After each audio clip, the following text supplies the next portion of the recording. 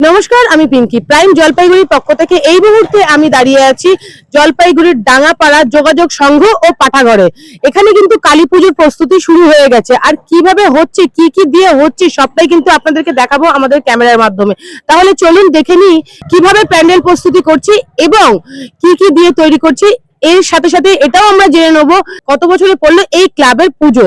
আমরা কিন্তু দেখতেই পাচ্ছি বাঁশের চটাই এবং এর সাথে সাথে শুধুমাত্র বাঁশ দিয়ে কিন্তু বেশিরভাগ কাজটা আমরা দেখতে পাচ্ছি।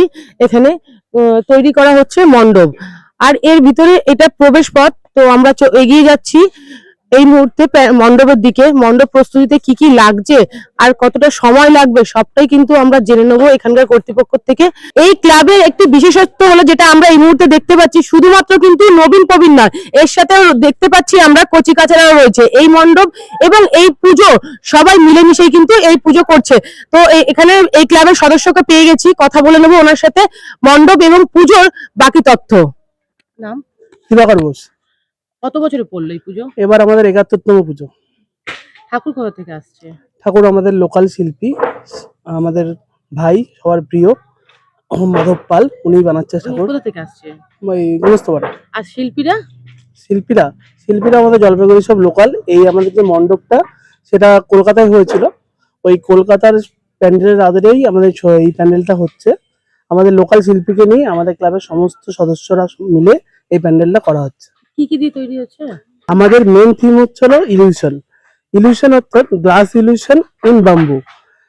বাঁশের মধ্যে কাচের মায়া, বাঁশ এবং কাচের সমন্বয়ে এই গোটা প্যান্ডেলটা তৈরি হচ্ছে। এছাড়াও থাকছে আমাদের যে শ্যামা দেবীর শৈশবের একটা রূপ ফুটিয়ে তোলা হচ্ছে এই মণ্ডপে।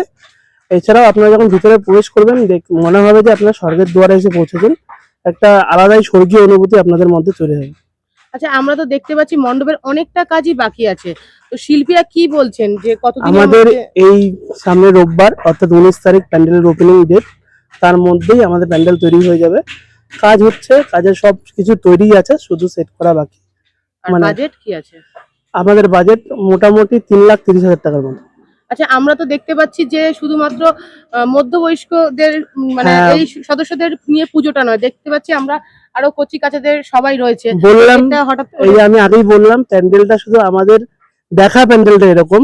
আমাদের ক্লাবের সমস্ত সদস্যবৃন্দু, এই যে ছোট ছোট বাচ্চারা সবাই রাতে কাজ করে, সবাইকে নিয়ে আমাদের প্যান্ডেলটা তৈরি হচ্ছে।